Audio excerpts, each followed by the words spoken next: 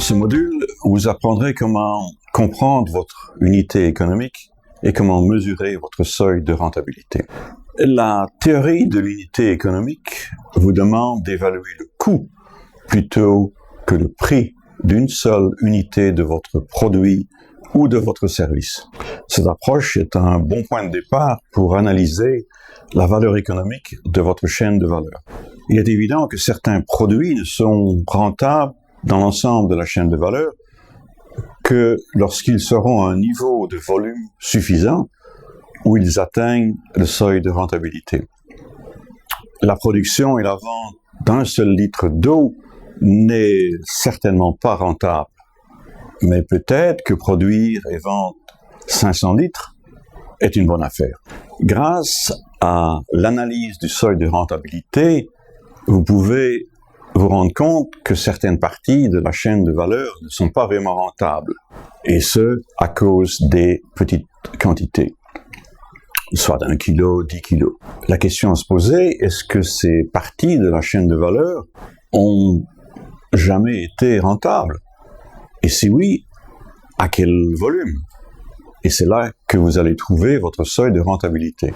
Il est donc très important de comprendre votre seuil de rentabilité. Autrement dit, vous avez besoin de l'économie d'échelle pour faire tourner votre entreprise. Plus la quantité est élevée, mieux c'est. Une usine de transformation ne peut probablement pas faire de bénéfices en transformant un seul kilogramme de graines de cacao. Peut-elle réaliser des bénéfices à partir de 10 kilos, de 100 kilos, 1000 kilos, ou est-ce à partir de 10 000 kilos? Vous devez donc aider vos partenaires dans la chaîne de valeur à passer d'une phase de création à une phase de rentabilité, où ils peuvent travailler avec vous de façon rentable et donc de façon durable. Dans cette étude, n'oubliez pas le client. Vous devez vous assurer que vous comprenez la proposition de valeur dont vos clients vont bénéficier. Est-ce pour eux un produit moins cher qui remplace une autre nécessité de besoin? Ce produit réduit-il les coûts pour le consommateur? Qui sont vos clients? Une partie de leur revenu est-elle disponible? Si votre client ne veut pas ou ne peut pas acheter votre produit auquel vous l'offrez, votre entreprise n'est pas viable. Avant d'acheter votre produit, le client veut connaître son temps d'amortissement, c'est-à-dire combien de temps il faudra pour économiser un montant égal au prix d'achat du nouveau produit grâce à l'épargne générée par son utilisation. Considérons un exemple pour calculer le temps d'amortissement. Vous utilisez un ancien foyer et le prix du combustible par mois est de 10 en monnaie locale. Vous décidez d'acheter un nouveau foyer qui va vous coûter 20 en monnaie locale et le combustible ne vous coûtera que 5 en monnaie locale par mois. Avec un simple tableau comme celui-ci, vous pouvez voir les différents coûts. Donc, à la fin du mois, vous achetez ce nouveau foyer, cela vous coûte 20 en monnaie locale. À la fin du mois, votre combustible vous aura coûté 10 en monnaie locale. Le mois suivant, vous aurez utilisé le nouveau foyer et votre coût de combustible ne sera que de 5 en monnaie locale parce que ce nouveau foyer consomme 50% moins de combustible. Et ainsi de suite pour le deuxième, le troisième, le quatrième mois et par après. Quelle est donc votre épargne cumulative? À la fin du mois où vous avez acheté le foyer, il n'y a aucune épargne. À la fin du premier mois, comme vous n'avez payé que 5 en monnaie locale, vous avez une épargne de 5. Le mois suivant, vous ajoutez encore 5 en monnaie locale. Votre épargne cumulative est de 10 en monnaie locale. Le troisième mois, vous ajoutez encore 5. Et le quatrième mois, vous ajoutez de nouveau 5 en monnaie locale. Quel est donc le temps d'amortissement? À la fin du quatrième mois, vous avez épargné 20 en monnaie locale. C'est le même montant que le coût d'achat du nouveau foyer. Donc, il vous faut 4 mois pour amortir cet achat de 20 en monnaie locale. Il y a quelques questions clés qui peuvent échapper à l'attention. Dans les ventes et marketing, quel est le coût d'acquisition d'un client? Que faut-il pour garder ce client? Ou faut-il un service après-vente? Faire du suivi, du service, du support technique, de la garantie. Quel est le coût inhérent à la conservation de la satisfaction d'un client? Quelles sont les parties de ces éléments que vous pouvez faire payer? Et quelles sont les parties qui font partie du produit ou du service et qui seront comprises dans le prix d'achat? Parlons à présent des coûts fixes et des coûts variables. Les coûts fixes sont les coûts que vous devez payer indépendamment des biens ou des services que vous fournissez. Par exemple, ce sont les frais associés à la location de bureaux, des fournitures de bureaux, des tâches administratives, du marketing, le téléphone, l'Internet. Par contre, les coûts variables, ce sont les coûts qui sont inhérents au produit ou au service que vous fournissez. Ce sont les dépenses liées à la fabrication. Ce sont les dépenses liées à la prestation de services. Prenons un exemple d'une entreprise qui offre des produits. Et nous allons considérer différentes périodes. Nous allons considérer d'abord 3 mois. M1 pour le premier mois, M2 pour le deuxième mois, M3 pour le troisième mois. Nous allons produire, durant ces différentes périodes, 10 unités le premier mois, 15 le mois suivant, et après 23. Les coûts fixes que nous devons considérer sont la location du bâtiment, l'électricité, l'eau, la sécurité, le personnel d'administration, la direction de la production, les frais de marketing, les fournitures de bureau. Et nous entrons dans ce tableau ces coûts. Et vous remarquez que ces coûts restent les mêmes. Le total des coûts fixes est de 4600 dans le mois 1, mois 2 et mois 3. Donc, le total des coûts fixes par unité produite est 4600 divisé par 10, 460. 4600 divisé par 15, 307, et ainsi de suite. Regardons maintenant nos coûts variables, c'est-à-dire les coûts associés au personnel de production, le matériel de production, les fournitures utilisées dans la production et le transport. Comme vous le remarquez, ces coûts sont différents chaque mois.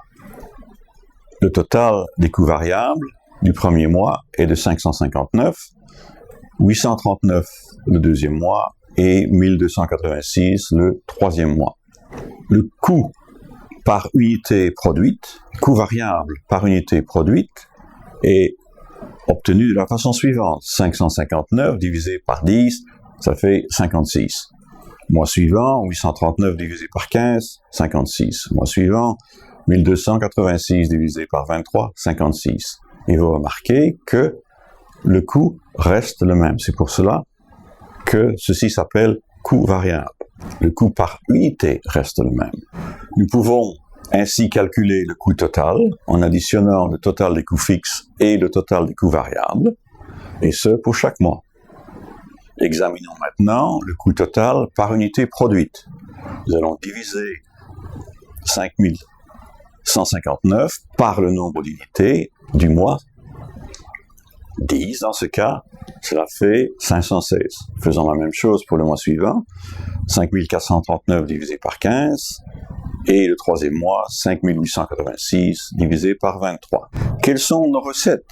Eh bien, nous vendons nos produits à 100 en monnaie locale par unité. Le total de nos recettes est donc la multiplication de ce que nous faisons payer par unité par le nombre d'unités. Donc 1000, 1500 et 2250. Nous avons donc examiné les coûts fixes, les coûts variables, ce qui nous donne le total des coûts et nos recettes. La question à se poser, quels sont nos profits ou nos pertes? Nous allons donc soustraire du total des recettes le total des coûts. Le premier mois est négatif, 4159, le deuxième mois négatif, 3939, et le troisième, 3586. Examinons maintenant les profits et pertes par unité. Nous allons diviser le total des profits et pertes par le nombre d'unités, et nous voyons ainsi que nous perdons de l'argent chaque mois, un peu moins chaque mois, mais nous perdons de l'argent. Bon, continuons. Nous allons regarder maintenant les 3 mois suivants. C'est le même genre de calcul. Nos coûts fixes restent à 4600. Les coûts fixes par unité produite diminuent, plus le nombre d'unités produites augmente. Les coûts variables par unité produite restent les mêmes.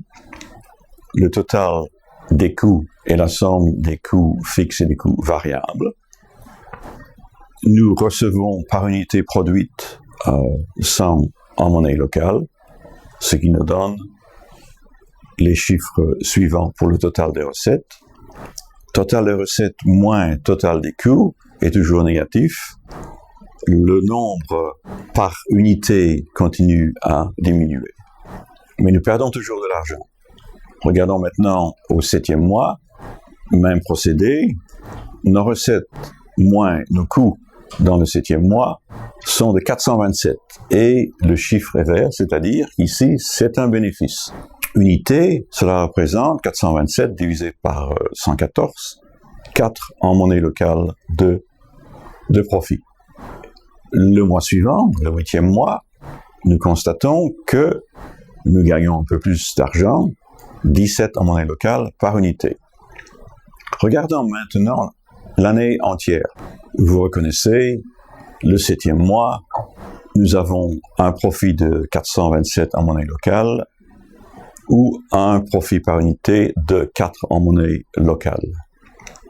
C'est-à-dire, c'est dans ce mois que nous atteignons notre seuil de rentabilité. C'est le point où le total des recettes est égal au total des coûts. Représentons maintenant d'une façon graphique ces coûts totaux. La monnaie locale en axe vertical, le nombre d'unités en axe horizontal. Les coûts fixes sont représentés par une ligne horizontale parce qu'ils sont indépendants du nombre d'unités. Par contre, les coûts variables augmentent au fur et à mesure que on augmente le nombre d'unités. Lorsque nous ajoutons les coûts fixes et les coûts variables, nous avons le total des coûts. Si nous voulons mesurer les coûts unitaires, nous divisons le total des coûts par le nombre d'unités correspondant à ce montant. Essayons maintenant de représenter le seuil de rentabilité. À nos coûts totaux, ajoutons les recettes. Et nous remarquons qu'il y a une partie qui est en dessous des coûts totaux, cela représente les pertes. La partie qui se situe au-dessus de la ligne des frais totaux représente les bénéfices. Et le point où ces deux lignes, recettes et coûts totaux, intersectent, c'est le seuil de rentabilité. Comment peut-on calculer le nombre d'unités qui est requis pour atteindre le seuil de rentabilité dans une période donnée? Pour cela, il faut se rappeler la formule du seuil de rentabilité. Les recettes sont égales aux coûts fixes plus les coûts variables. Donc, les coûts variables sont égaux à la recette moins les coûts fixes. Le coût fixe par unité est la somme des coûts fixes divisé par le nombre d'unités. Donc, au seuil de rentabilité que nous appellerons SR, les coûts fixes sont égaux aux coûts fixes par unité vendue dans la période, multipliés par le nombre d'unités au seuil de rentabilité. C'est-à-dire, le nombre d'unités au seuil de rentabilité est égal au coût fixe divisé par le coût fixe par unité vendue dans cette période. Une autre façon de le représenter, c'est de dire que le nombre d'unités au seuil de rentabilité est la somme des coûts fixes divisée par les recettes moins les coûts variables divisés par les unités vendues. L'exemple que nous avons utilisé est pour les entreprises de produits. Dans le cas d'entreprises de services, l'approche est semblable, mais l'équivalent d'une unité produite est alors un service rendu, un client servi ou un bénéficiaire. Ferme naturelle, en utilisant la monnaie locale, a quelques hypothèses clés. Le nombre de sacs achetés par un agriculteur par an est de 60. Le prix de vente d'un sac est de 280 en monnaie locale. Le coût du sac pour les matières premières, la production et la vente est de 190. En utilisant ces engrais biologiques, l'augmentation moyenne du revenu annuel d'un agriculteur est de 20 000. L'analyse du seuil de rentabilité montre que Ferme Naturelle doit vendre 4 667 sacs par an à l'état dimensionnel actuel de l'usine. Mais s'ils veulent implémenter leur plan d'expansion, ils doivent vendre 3 467 sacs par an. Tous ces détails peuvent se trouver dans la feuille de calcul Excel qui est dans votre clé USB. Dans le cas de SFAF, la taille moyenne du prêt est de 1500 en monnaie locale. La différence de taux d'intérêt entre le taux auquel SFAF emprunte de la banque et les prêts aux clients est de 5 points. Les coûts de démarrage pour le programme de prêt est de 40 000 en monnaie locale. L'analyse du seuil de rentabilité montre que les recettes provenant des prêts seulement nécessitent 630 prêts par an pour atteindre ce seuil de rentabilité. Par contre, les recettes provenant des prêts et des frais de placement ne nécessiteraient que 258 prêts pour atteindre le seuil de rentabilité. Mais qu'en est-il des bailleurs de fonds? Pour un donateur ou un investisseur d'impact, l'unité économique qui les intéresse le plus est probablement le coût par impact positif réalisé. Par exemple, le coût de création d'un emploi, le coût par tonne de réduction de CO2 équivalent, le coût par hectare restauré, et ainsi de suite. Nous arrivons maintenant à notre temps de travail. Il se compose de deux parties. La première partie est le modèle financier, dans la diapositive numéro 18. Pour ce temps de travail, nous allons utiliser le fichier Excel seuil de rentabilité. Ouvrez ce fichier et enregistrez-le à nouveau sous un autre nom.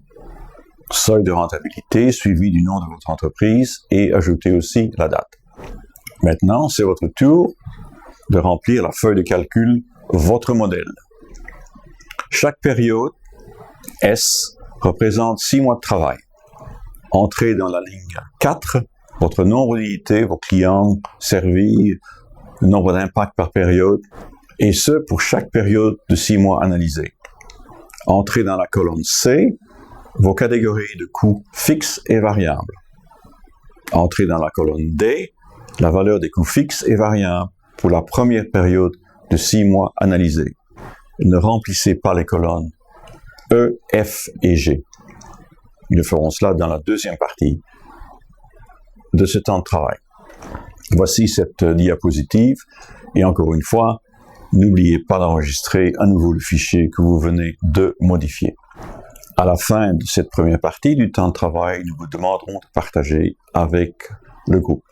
Deuxième partie du temps de travail, diapositive numéro 19. Ouvrez le fichier Excel seuil de rentabilité, suivi du nom de votre entreprise et date d'aujourd'hui. Remplissez la feuille de calcul votre modèle. Je vous répète que chaque période S représente 6 mois de travail. Remplissez maintenant les colonnes E, F et G et enregistrez à nouveau quand vous avez terminé. Ensuite, regardez la diapositive numéro 20, analyse du seuil de rentabilité, suivez les instructions, n'oubliez pas d'enregistrer à nouveau le fichier que vous venez de modifier.